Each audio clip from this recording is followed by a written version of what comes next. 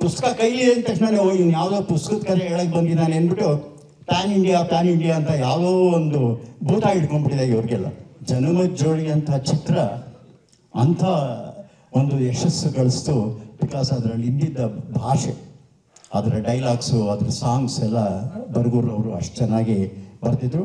ಇವತ್ತು ನೀವು ಕನ್ನಡ ಚಿತ್ರರಂಗದ ಇತಿಹಾಸ ತೆಗೆದ್ರೆ ಹೈಯೆಸ್ಟ್ ಕಲೆಕ್ಷನ್ ಆಗಿರೋದೆಲ್ಲ ಪುಸ್ತಕಗಳು ಯಾವಾಗ ಸಿನಿಮಾ ಆಗಿದೆಯೋ ಆವಾಗಲೇ ಹೈಯೆಸ್ಟ್ ಕಲೆಕ್ಷನ್ ಆಗಿದೆ. ನಮಗೇನು ಅನಿಸ್ತಾ ಇದೆ ಅಂದರೆ ಬರ್ತಾ ಕನ್ನಡ ಚಿತ್ರರಂಗ ಒಂಥರ ಡಿಸಪಿಯರ್ ಅಂತೀವಿ ನಾವು ನಮ್ಮ ಸಿನಿಮಾ ಭಾಷೆಯಲ್ಲಿ, ಆ ಥರ ಡಿಸಪಿಯರ್ ಆಗ್ಬಿಡ್ತಾ ಇದೆ. ವೇದಿಕೆ ಮೇಲಿರೋ ಹಂಪನ ನಾಗರಾಜ್ ಅವರೇ ಹಾಗೂ ಎಲ್ಲ ಸಾಧಕರೇ ಹಾಗೂ ಸಭಾಂಗಣದಲ್ಲಿ ಅತಿರಥ ಮಹಾರಥರಿದ್ದಾರೆ. ಅದರಲ್ಲಿ ಬರಗೂರವರು ಇದ್ದಾರೆ. ನಮಗೆ ಬಹಳ ಆತ್ಮೀಯ ಮತ್ತು ಅವ್ರನ್ನ ಒಂಥರ ಪೂಜ್ಯ ದೃಷ್ಟಿಯಿಂದ ನೋಡೋ ಮನಸ್ಸು ಯಾವಾಗಲೂ. ಅವರ ಮೇಷ್ಟ್ರು, ಅವರ ಬರವಣಿಗೆ, ಅವರ ನಡವಳಿಕೆ, ಪ್ರತಿಯೊಂದು ಒಂದು ಕಂಪ್ಲೀಟ್ ಮ್ಯಾನ್ ಅಂತ ಏನು ಹೇಳ್ತೀವಿ ಅದು ಬರಗೂರವರು. ಮೊದಲನೇದಾಗಿ ನನಗೆ ಈ ಪ್ರಶಸ್ತಿ ತಗೊಳ್ಳೋ ಯೋಗ್ಯತೆ ಇದೆಯಾ ಅನ್ನೋ ಪ್ರಶ್ನೆ ನನ್ನ ಮನಸ್ಸಿನಲ್ಲಿ ಕಾಡ್ತಾ ಇದೆ. ಯಾಕೆಂದರೆ ಬರಗೂರವರ ಹೆಸರು ಅಷ್ಟು ಸಾಧನೆ ಮಾಡಿರೋರಂಥ ಹೆಸರು. ಯಾಕೆಂದರೆ ಇವತ್ತಿನ ದಿವಸ ಪ್ರಶಸ್ತಿಗಳೆಲ್ಲ ದುಡ್ಡು ಕೊಟ್ಟು ಕೊಂಡ್ಕೊಳ್ಳೋದು, ಚೀಫ್ ಮಿನಿಸ್ಟ್ರ್ ಕೈಲಿ ಫೋನ್ ಮಾಡಿಸೋದು, ಈ ಥರ ಪ್ರಶಸ್ತಿಗಳು. ನೆನ್ನೆ ಎಲ್ಲ ಒಂದು ಫೇಸ್ಬುಕ್ಕಲ್ಲಿ ನೋಡ್ತಿದ್ದೆ, ಯುನೆಸ್ಕೋಯಿಂದ ಡಾಕ್ಟ್ರೇಟ್ ಕೊಡಿಸ್ತೀವಿ, 5,000 ರೂಪಾಯಿ ಕೊಡಿ ಅಂತ. ಪರಿಸ್ಥಿತಿ ಆ ಥರ ಬಂದ್ಬಿಟ್ಟಿದೆ ಈಗ. ಆದರೆ ಇದು ಒಂಥರ, ಇದು ಪೂರ್ಣವಾಗಿ 100% ಆಗಿ ಒಂದು 24 ಕ್ಯಾರೆಟಿನ ಅಪ್ಪಟ ಚಿನ್ನದಂಥ ಪ್ರಶಸ್ತಿ ಇದು. ಯಾಕೆಂದರೆ ಇದರಲ್ಲಿ ಯಾವುದೇ ಒಂದು ಲೋಪದೋಷಗಳು ಇಲ್ಲ, ಯಾವುದೂ ಇಲ್ಲ. ನಾವು ಮಾಡಿರೋ ಒಂದು ಅಳಿದ ಸೇವೆಗೆ ಗುರುತಿಸಿದರೆ ಅದಕ್ಕೆ ಪ್ರತಿಷ್ಠಾನಕ್ಕೆ ಮತ್ತು ಬರಗೂರವ್ರಿಗೆ ಮತ್ತು ಸ್ನೇಹಿತರಿಗೆ ಎಲ್ಲರಿಗೂ ಅಭಿನಂದನೆಗಳು. ನನಗೆ ಬರಗೂರವರಂದರೆ ಒಂಥರ ಭಾಳ ಇಷ್ಟ.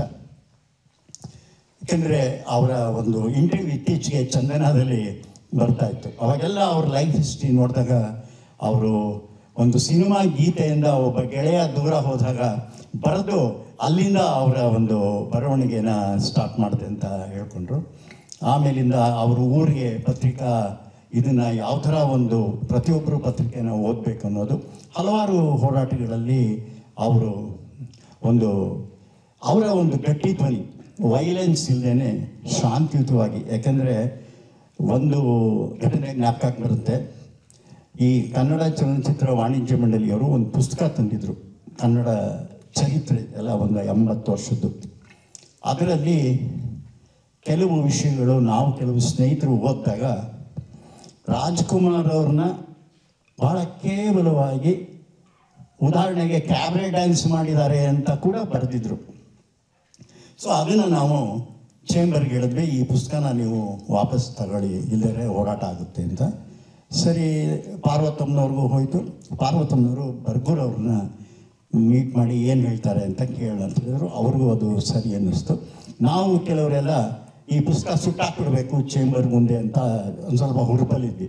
ಅವ್ರು ಹೇಳಿದ್ರು, ಸರಸ್ವತಿನ ಸುಡಬೇಡಿ, ನಿಮ್ಮ ಪ್ರತಿಭಟನೆ ಏನಿದ್ರೆ ಮಾಡಿದ್ರು. ಆವಾಗ ನಮ್ಮ ತಪ್ಪು ನಮ್ಗಾರಿ ಅರ್ಥ ಆಯಿತು, ಸರಸ್ವತಿನ ಸುಡಬಾರ್ದು ಅನ್ನೋದು ಒಂದು ಅವರ ಒಂದು ಪಾಠ ನಮಗೆ. ಹಾಗೆ ಅವರು ಕನ್ನಡಕ್ಕೆ ಹಲವಾರು ಹೋರಾಟಗಳನ್ನ ಮಾಡಿದ್ದಾರೆ. ನೆನ್ನೆ ಹಾಗೆ ನಾವು ಅವರು ಕಾಪಿ ಕುಡಿತಾ ಹೇಗೆ ಅವರು ಪುಸ್ತಕದ ಇದರಲ್ಲಿದ್ದಾಗ 240 ಒಳ್ಳೆಯ ಪುಸ್ತಕಗಳನ್ನ ಹೇಗೆ ತಂದರು. ಅವರೊಂದು ಸ್ಟ್ರೈಟ್ ಫಾರ್ವರ್ಡ್ ಮ್ಯಾನ್, ಯಾರಿಗೂ ಏನು ಹೆದರ್ತಾ ಇರಲಿಲ್ಲ. ಅವ್ರು ಹೇಳಿದ್ರು ಹೇಗೆ ಮುಖ್ಯಮಂತ್ರಿಗಳಿಗೆ ಮಾತಾಡಿದ್ರು, ಬಂಗಾರಪ್ಪನವರ ಅವರ ಒಂದು ಸಂಬಂಧ ಹೇಗಿತ್ತು, ಅವ್ರ MLC ಅವರು ಹೇಳಿದ್ರು ಬೇಡ ನನಗೆ ಅಂತ ಹೇಳಿದ್ರು. ಆ ಥರ ಈ ಬಂಗಾರಪ್ಪನವ್ರು ಹೇಳಿದ್ರು ಕೂಡ ಅವರು ಒಪ್ಕೊಳ್ಳದೇನೆ ತಮ್ಮ ಕೆಲಸ ತಾವು ಮಾಡ್ಕೊಂಡು ಹೋಗ್ತಿದ್ರೆ, ಈಗ ಸೂರ್ಯನಿಗೆ ಯಾವ ಇದು ಹೇಳಬೇಕಾಗಿಲ್ಲ, ಅದಷ್ಟು ಪ್ಯೂರ್ ಆಗಿರುತ್ತೆ ಸನ್ಲೈಟು, ಆ ಒಂದು ಶಾಖ ಎಲ್ಲ. ಹಾಗೆ ನಮ್ಮ ಬರಗೂರವರು. ಸೊ ನಮಗೆ ಯಾವಾಗಲೂ ರಾಜ್ಕುಮಾರ್ ಅವರ ಪ್ರತಿ ಸಮಾರಂಭದಲ್ಲಿ ಬರಗೂರವ್ರ ಭಾಷಣ ಇರ್ತಿತ್ತು.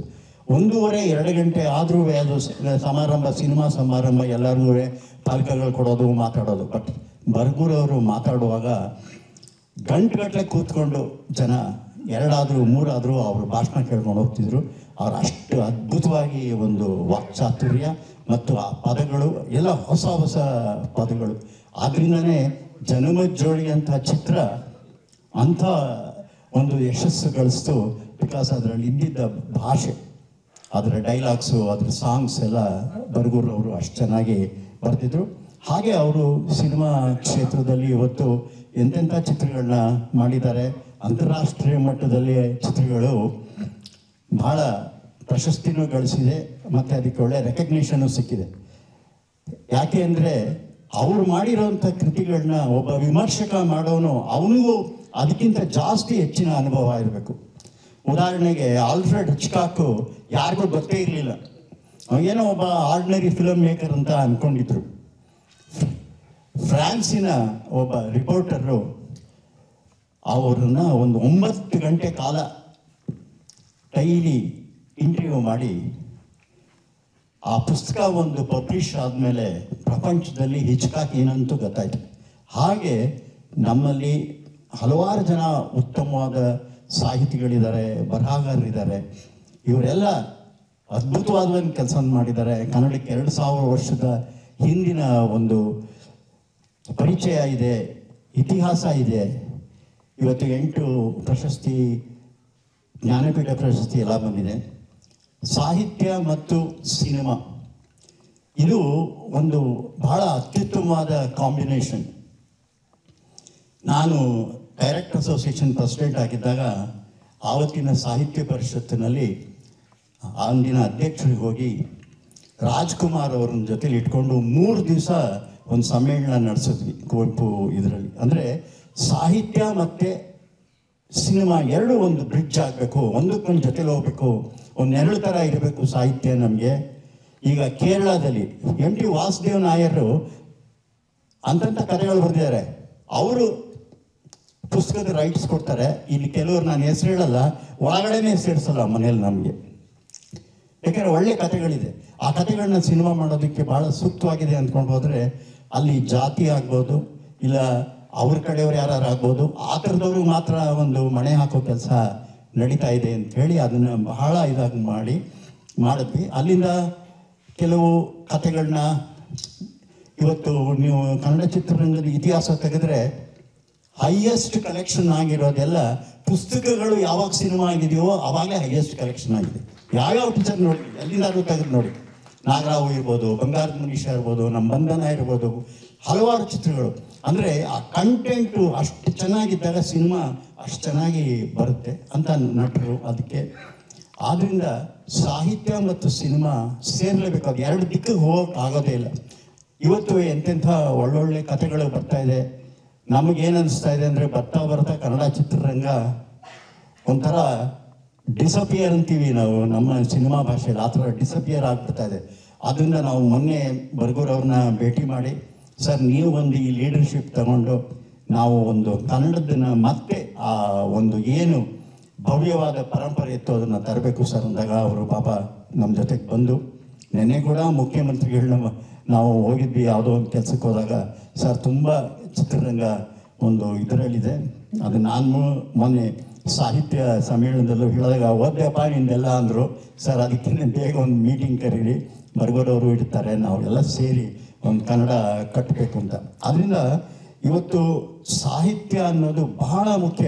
ಇವತ್ತು ಪ್ರಪಂಚದಲ್ಲಿ ಯಾವುದೇ ದೇಶ ನೋಡಿ, ಆವತ್ತಿನ ಬೆಸ್ಟ್ ಏನೇನಿದೆ, ವಾರ್ ಆ್ಯಂಡ್ ಪೀಸ್ ಅವರು ಇರ್ಬೋದು, ಡಾಕ್ಟರ್ ಶಿವಾಗೋ ಇರ್ಬೋದು, ಮೊಘಲ್ ಆಜಮ್ ಇರ್ಬೋದು, ಎಲ್ಲ ಚಿತ್ರಗಳು ಕನ್ನಡದಲ್ಲೂ ಅಷ್ಟೇ ಹಲವಾರು ಚಿತ್ರಗಳು ಅದ್ಭುತವಾದ ಯಶಸ್ಸನ್ನು ಮಾಡಿದೆ. ಆದರೆ ಇವತ್ತು ಯಾರ ಕೈಲಾದರೂ ನಟರ ಹತ್ರ ಹೋಗಿ ನಾವು ಪುಸ್ತಕ ಕೈಲಿ ಹಿಡ್ಕೊಂಡು ಹೋಗಿದ್ರೆ ಮನೆ ಒಳಗಡೆ ಸೇರಿಸೋದು. ಪುಸ್ತಕ ಕೈಲಿ ಅಂದ ತಕ್ಷಣ ಹೋಗಿ ಯಾವುದೋ ಪುಸ್ತಕದ ಕರೆ ಹೇಳಕ್ಕೆ ಬಂದಿದ್ದಾನೆ ಅಂದ್ಬಿಟ್ಟು ಪ್ಯಾನ್ ಇಂಡಿಯಾ ಅಂತ ಯಾವುದೋ ಒಂದು ಭೂತ ಹಿಡ್ಕೊಂಡ್ಬಿಟ್ಟಿದೆ ಇವ್ರಿಗೆಲ್ಲ. ಅದಪ್ಪ ಇಲ್ಲಿನ ಮಣ್ಣಿನ ವಾಸನೆ, ಇಲ್ಲಿನ ಸಂಸ್ಕೃತಿ, ಇಲ್ಲಿನ ಒಂದು ಉಪಚಾರ ಆಗಿರ್ಬೋದು, ಸ್ನೇಹ ಆಗಿರ್ಬೋದು, ಯಾವ್ಯಾವ ಥರದ ಕಥೆಗಳು, ಎಂತೆಂಥ ಕಥೆಗಳಿದೆ, ಅದನ್ನು ನಮ್ಮ ಜನಕ್ಕೆ ನಾವು ತಲುಪಿಸ್ತಾ ಇಲ್ವಲ್ಲ. ನಾವು ಯಾವುದೋ ಒಂದು ಬೇರೆ ಭಾಷೆನ ಕೊಟ್ಟು ನಮ್ಮ ಜನಗಳನ್ನ ದಾರಿ ತಪ್ಪಿಸ್ತಾ ಇದೆ ಅನ್ನೋ ಒಂದು ಪ್ರಶ್ನೆ ಇವತ್ತು ಬಹಳ ಬಂದಿದೆ. ಬಟ್ ಕೊನೆಗೆ ಯಾವ ನಟನೂ ಗೆಲ್ಲಲ್ಲ, ಗೆಲ್ಲೋದು ಕಥೆನೇ. ಕಂಟೆಂಟ್ ಇಸ್ ಕಿಂಗ್ ಅಂತ ಯಾವುದೋ ಕಾಲದಲ್ಲಿ ಮಾಡಿಬಿಟ್ಟಿದ್ದಾರೆ. ಕಂಟೆಂಟೇ ಭಾಳ ಇಂಪಾರ್ಟೆಂಟು. ಆದ್ದರಿಂದ ಇವತ್ತು ಕನ್ನಡ ಚಿತ್ರರಂಗ ತುಂಬ ಈ ನಾನು ಸುಧಾರಣೆ ಅದೇ ಮಾತಾಡ್ತಿದ್ವಿ. ಬಾಹುಬಲಿ ಅಂತಾರೆ, ಬಾಹುಬಲಿ ಎಲ್ಲಿಂದ ಬಂತು, ಎಲ್ಲಿಂದ ಕದ್ರು ಅಂದರೆ ಎಲ್ಲ ಕನ್ನಡದ ಕಥೆನೇ ಕತ್ತಿರೋದು. ಅವ್ರ ತಂದೆ ರಾಜ್ಕುಮಾರ್ ಅವ್ರ ಚಿತ್ರದಲ್ಲಿ ಇರುವಂಥ ಕಥೆಗಳನ್ನೇ ತೆಗೆದು ಅದಕ್ಕೆ old wine in new bottle ಅಂತಾರಲ್ಲ, ಆ ಥರ ಹೊಸ ಲೇಬಲ್ಗಳಾಗಿ ಹಾಕಿ ಮಾಡಿದ್ದಾರೆ. ರಾಜ ಇರ್ಬೋದು, ಮಯೂರ ಇರ್ಬೋದು, ಆ ಥರ ಚಿತ್ರಗಳದ ನಮ್ಮ ಕನ್ನಡ ಚಿತ್ರಗಳದ ಎಲಿಮೆಂಟ್ಸ್ನ ತಗೊಂಡು ಅದನ್ನು ಒಂಥರ ಮತ್ತೆ ಪಾಲಿಶ್ ಹೊಡೆದು ಬ್ರಷ್ ಹೊಡೆದು ಹೊಸ ಫೋಟೋ ಹಾಕಿ ನಡೀತಿದ್ದಾರೆ. ಜನ ಅದನ್ನೇ ಅದ್ಭುತ ಅಂತಾರೆ, ನಮ್ಮವ್ರಿಗೇನು ಗೊತ್ತಿಲ್ಲ ಅಂತ ಹೇಳ್ತಾರೆ. ಅದರಿಂದ ಇವತ್ತು ಕನ್ನಡ ಚಿತ್ರರಂಗಕ್ಕೆ ಸಾಹಿತ್ಯ ಲೋಕ ಬೇಕೇ ಬೇಕು, ಅದೇ ಬೆನ್ನೆಲುಬು ಕಂಟೆಂಟ್ ಅನ್ನೋದು. ಆದ್ದರಿಂದ ನಾವು ಎಲ್ಲ ನಿರ್ಮಾಪಕರು, ನಿರ್ದೇಶಕರು, ನಟರು ಎಲ್ಲರೂ ಕನ್ನಡದ ಕಾದಂಬರಿಗಳನ್ನ, ಕನ್ನಡದ ಕಥೆಗಳನ್ನು ತಂದು ಮತ್ತೆ ಜನಕ್ಕೆ ಒಪ್ಪಿಸಿದ್ರೆ ಖಂಡಿತ ಜನ ನೋಡ್ತಾರೆ, ನೋಡದೇ ಇರಲ್ಲ. ಇದು 100% ಹಿಂದೆಲ್ಲ ಪ್ರೂವ್ ಆಗಿದೆ, ಮುಂದೇನೂ ಅದೇ ಪ್ರೂವ್ ಆಗುತ್ತೆ. ಇನ್ನೊಂದೇನು ಅಂದರೆ, ನಮ್ಮಲ್ಲಿರೋ ದೊಡ್ಡ ದೊಡ್ಡ ಬಿಸ್ನೆಸ್ ಮೆನ್ಗಳು, ದೊಡ್ಡ ದೊಡ್ಡ ಕಂಪ್ನಿಗಳಿದೆ, ಅವ್ರುಗಳು ಸ್ವಲ್ಪ ಮುಂದೆ ಬರಬೇಕು.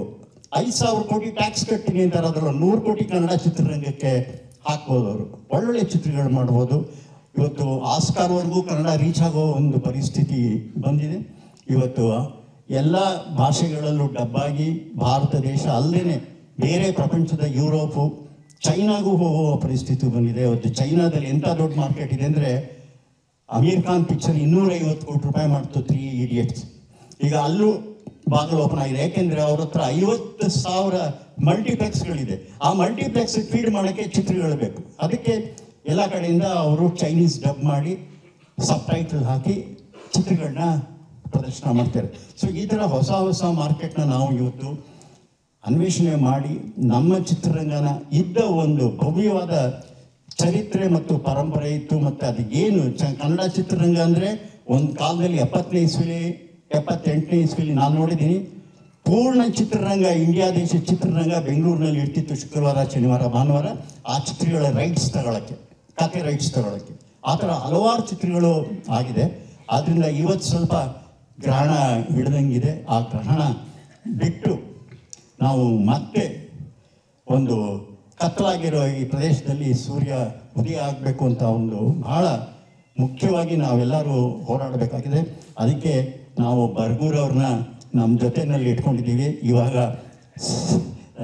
ಮುಖ್ಯಮಂತ್ರಿಗಳನ್ನ ನೋಡಿಬಿಟ್ಟು ಮುಂದೆ ಹೇಗೆ ಕನ್ನಡ ಉಳಿಸ್ಬೇಕು, ನಾವು ಬೇರೆ ಭಾಷೆಯವ್ರಿಗೆ ಯಾರಿಗೂ ವಿರೋಧ ಅಲ್ಲ, ನಮ್ಮನ್ನು ಬೆಳೆಸಿ. ರಾಜ್ಕುಮಾರ್ ಹೇಳ್ತಿದ್ರು, ನೀವು ಬೆಳೀರಿ, ನಮ್ಮನ್ನು ಬೆಳೆಸಿ ಅಂತ. ಅದೇ ಥರದಲ್ಲಿ ಒಂದು ಚಿತ್ರರಂಗ ಮತ್ತು ಸಾಹಿತ್ಯ ಎರಡು ಸೇರಿ ಒಂದು ಹೊಸ ದಾರಿನ ಹಿಡಿಬೇಕಾಗಿದೆ.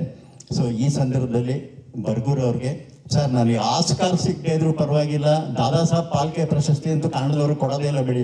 ಒಂದು ರಾಜ್ಕುಮಾರ್ ಕೊಟ್ಟಿದ್ದಾರೆ ಅಷ್ಟೇ, ಮಿಕ್ಕಿದವ್ರು ಯಾರು ಅವರು ಕಣ್ಣಿಗೆ ಕಾಣಲ್ಲ. ಮಲಯಾಳಂಗೆ 4 ಕೊಟ್ಟಿದ್ದಾರೆ, ಮರಾಠಗೆ 3 ಕೊಟ್ಟಿದ್ದಾರೆ, ಹಿಂದಿಗೆ 15 ಕೊಟ್ಟಿದ್ದಾರೆ, ಬೆಂಗಾಲಿಗೆ 7 ಕೊಟ್ಟಿದ್ದಾರೆ, ಕನ್ನಡಕ್ಕೆ 1ಕ್ಕೆ ಫುಲ್ ಸ್ಟಾಪ್ ಮಾಡಿ ಇಟ್ಬಿಟ್ಟಿದ್ದಾರೆ. ಆದ್ದರಿಂದ ಅದು ಯಾವುದೂ ಪ್ರಶಸ್ತಿ ಬೇಡ ಸರ್, ನಿಮ್ಮ ಪ್ರಶಸ್ತಿನೇ ನನಗೆ ದಾದಾ ಸಾಹೇಬ್ ಫಾಲ್ಕೆ ಪ್ರಶಸ್ತಿ.